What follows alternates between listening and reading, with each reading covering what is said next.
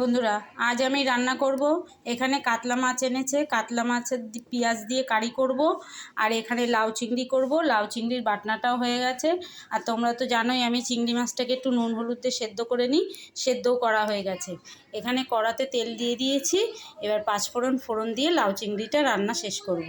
আর এখানে ভাতটাও ফুটে গেছে। এখানে লাউ চিংড়িটা হয়ে এসছে, একটু ঝোলটা শুকোলেই নামিয়ে দেব। আর এখানে এবার মাছটা কারি করব। কাতলা মাছের পেঁয়াজ দিয়ে কারিও হয়ে গেছে। আমি এবার গরম মশলা দিয়ে নামিয়ে নেব।